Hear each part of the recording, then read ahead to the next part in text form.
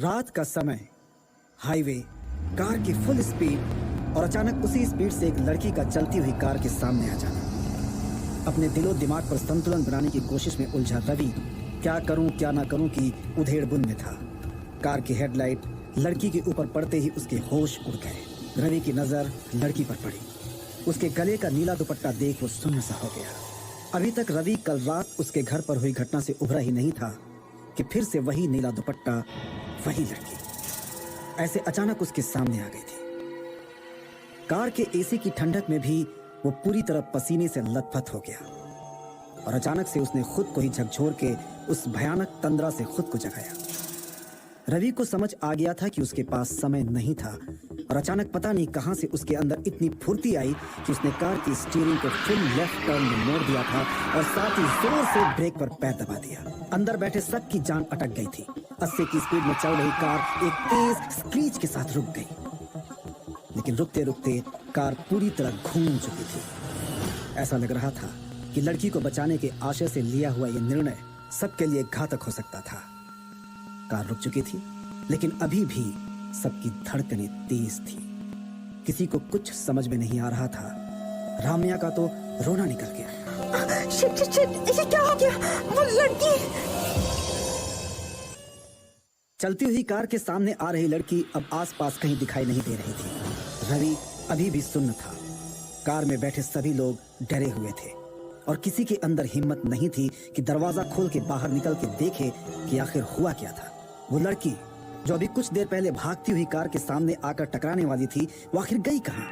रवि ने हिम्मत जुटा के कांपते हुए थोड़ा मुड़कर सड़क की तरफ देखा। वो लड़की सड़क पर पड़ी हुई थी, ऐसी जैसे उसमें अब जान बाकी ही ना हो। रवि उस लड़की की तरफ देखने की पूरी कोशिश कर रहा था, लेकिन उसके आंखों के सामने जैसे अंधेरा छा रहा था। रात के करीब 3 बज रहे थे। कार अभी भी वहीं ज्यों की त्यों खड़ी थी और अंदर बैठे सब अभी भी सदमे में थे। उस्मान ने रवि को कहा, भाई गाड़ी भगा, निकलते हैं जल्दी यहां से। लेकिन रवि को जैसे कुछ सुनाई ही नहीं दे रहा था। इस समय सड़क पर गाड़ियों की आवाजाही ना के बराबर थी। नहीं तो ऐसे भयानक एक्सीडेंट के बाद भी यहाँ तो भीड़ लग चुकी होती। विकास अभी भी लड़की को देखे जा रहा था। उसे लग रहा था कि लड़की अब जिंदा नहीं बची होगी। विकास उसे झकझोर के कह रहा था, रवि तू उतर, मैं ड्राइव करता हूँ। उतर भाई, जल्दी यहाँ से निकलते हैं, अगर कोई आ गया तो लफड़ा हो जाएगा। रवि और उसके दोस्तों को यही लग रहा था कि किसी ने इस भयानक एक्सीडेंट को नहीं देखा, लेकिन उन लोगों को यह पता नहीं था कि जिस समय वो लोग मुरथल के ढाबे से निकले थे, उसी वक्त से एक बाइक निश्चित दूरी बनाए उनका पीछा कर रही थी और इस एक्सीडेंट के होते ही वो बाइक थोड़ी ही दूर रुक गई थी। बाइक पर बैठे शख्स ने अपने हेलमेट से अपना चेहरा छुपाए रखा था, लेकिन रवि का पूरा ध्यान उस लड़की पर ही था। उसे किसी की बात नहीं सुनाई दे रही थी और जैसे किसी अदृश्य शक्ति से वशीभूत हो, वैसे रवि ने कार का दरवाजा खोला और सड़क के उस पार पड़ी लड़की की तरफ चल पड़ा। पीछे से सब लोग उसे वापस कार में बैठने को आवाज दे रहे थे, लेकिन रवि एकदम सुन्न सा उस लड़की की ओर बढ़ रहा था। जैसे जैसे रवि उस लड़की के करीब जा रहा था, वैसे ही माहौल में एक तेज खुशबू उसे महसूस हो रही थी। ये खुशबू ठीक वैसी ही थी जैसी कल रात उसे उसके घर में महसूस हो रही थी। रवि के लिए ये एक बहुत ही भयानक सपने जैसा था। रवि अब उस लड़की के एकदम नजदीक पहुंच गया था और जैसे वो उसके पास पहुंचा, वो खुशबू एकदम तेज हो गई। रवि के दिमाग में हजारों सवाल एक साथ उठ रहे थे। रवि ने उस लड़की को गौर से देखा। उस लड़की के गले पर ठीक वैसा ही नीला दुपट्टा था जैसा उसने कल रात अपने घर से निकली लड़की के गले में देखा था। रवि के लिए यह रहस्य विचारों से परे था। वो मन ही मन सोच रहा था, यह कैसे हो सकता है? क्या यही लड़की कल रात उसके घर पर थी? क्या कल रात उसके घर पर जो भी हुआ वो हकीकत थी या उसका कोई भ्रम? या फिर अभी जो उसके सामने ये लड़की सड़क पर पड़ी हुई है, ये हकीकत है या फिर कोई भ्रम? इस सोच में डूबा हुआ रवि वहीं सड़क पर लड़की के पास बैठ गया और यंत्रवत उसने लड़की का चेहरा अपनी तरफ घुमा के देखने की कोशिश की। रात में चंद्रमा की शीतल चांदनी में लड़की का चेहरा बिल्कुल साफ दिख रहा था। साफ गोरा रंग, सुंदर नए नक्श, गुलाबी होंठ और माथे पर लगी चोट से बहता लाल खून। इतनी सुंदर लड़की के साथ ऐसा हादसा क्यों हुआ? कौन है ये लड़की? क्यों ऐसे चलती हुई कार के सामने आई होगी? ऐसे कई सवालों की उधेड़-बुन के साथ उसके निश्चेष्ट शरीर को देखते हुए रवि को एक पल ऐसा लगा कि लड़की वाकई में जिंदा नहीं है। लेकिन अपनी तसल्ली के लिए रवि ने अपने दाएं हाथ की उंगली को लड़की के नाक के पास रख दिया और अगले ही पल लड़की ने अपनी आंखें खोली। रवि चौंक कर पीछे हट गया। रवि के लिए यह किसी झटके से कम नहीं था। अभी भी वो कुछ समझ पाए तब तक उस लड़की ने रवि की तरफ अपना हाथ बढ़ाया और धीमे से कहा, थैंक यू। लड़की की आवाज से रवि का ध्यान टूटा। उस लड़की ने अपने हाथों को रवि की तरफ बढ़ाते हुए कहा, प्लीज हेल्प मी, मैं अपने पैर नहीं उठा पा रही हूँ। अभी तक रवि के दिमाग में जो गिल्ट हावी था वो तुरंत गायब हो गया। लड़की को जिंदा देखकर उसकी जान में जान आई। रवि ने लड़की के हाथ थाम कर उसे सहारा देते हुए खड़े होने में मदद की।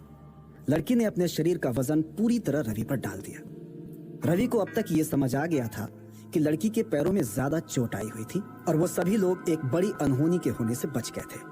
लड़की ने खुद को संभालते हुए कहा, आपकी सही समय पर सूझबूझ से आज मेरी जान बच गई। वो लड़की की बात सुनकर ही उस पर भड़कने लगा। मेरी सूझबूझ?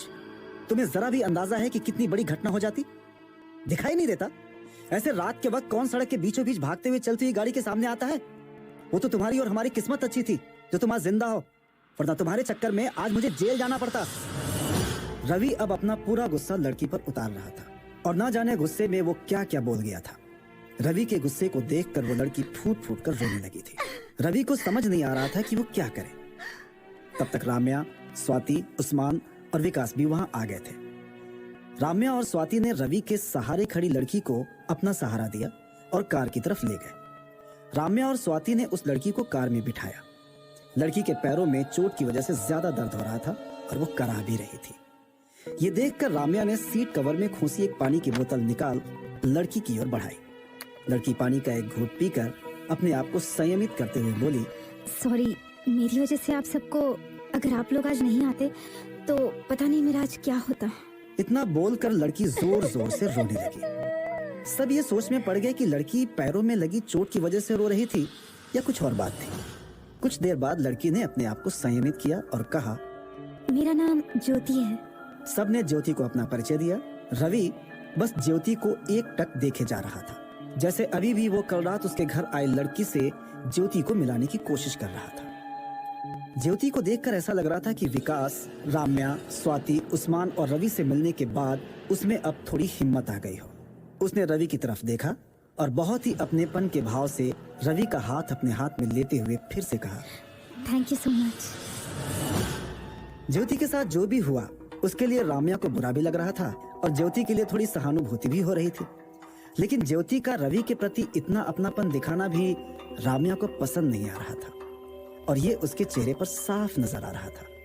रवि ने उसे सांत्वना देते हुए चुप करने की कोशिश की। रवि ने कहा, देखो ज्योति, सब ठीक हो जाएगा, डरो मत, हम सब तुम्हारे साथ हैं। लेकिन ऐसा क्या हुआ तुम्हारे साथ? इतनी रात गए अकेली, तुम इस रास्ते पर क्या कर रही थी? रवि ज्योति से सवाल कर रहा था, उसके साथ क्या हुआ जानने की कोशिश कर रहा था। विकास, स्वाति, राम्या और उस्मान भी ज्योति के लिए परेशान थे, लेकिन उन्हें यह पता नहीं था कि कुछ दूरी पर खड़ी एक बाइक पर बैठा शख्स उन पर नजरें रखे हुए था और हेलमेट के अंदर ही फोन दबाए हुए वो अब किसी से बात कर रहा था। मुझे मेरा काम मालूम है, मुझे मत सिखाओ, उस लड़के पर मेरी पूरी नजर है। फिर जैसे उसने दूसरी तरफ से किसी की बात सुनी और फिर कहा, अभी कुछ नहीं कर सकता हूँ, वो अपने दोस्तों के साथ है, हमें थोड़ा और रुकना पड़ेगा। तुम चिंता मत करो, मैं अपना काम अपने तरीके से कर रहा हूँ। और सुनो भाई, अपने काम में मैं कभी फेल नहीं होता। इतना कहकर बाइक वाले ने फोन काट दिया, लेकिन बात करते करते भी उसकी नजर कार की तरफ थी जहां रवि, विकास, उस्मान, स्वाति और राम्या ज्योति को सांत्वना देने की कोशिश कर रहे थे। ज्योति ने अपने आंसू पोंछे और रवि की तरफ देखा। सबकी नजरें ज्योति की तरफ थी। सबकी नजरों में वही सवाल था जो रवि ज्योति को पूछ चुका था। लेकिन उसके बाद जो बात ज्योति ने बताई, उससे सभी के सवालों के जवाब तो मिल गए, लेकिन इस समाज पर कई सवाल छोड़ गए। आखिर क्या था ज्योति का रहस्य? क्या रवि को दिखने वाली नीले दुपट्टे वाली लड़की ज्योति ही थी? क्या हुआ था ज्योति के साथ और कौन था वो रहस्यमयी बाइकर? जानने के लिए सुनिए गुमनाम है कोई का अगला भाग प्रतिलिपि FM पर।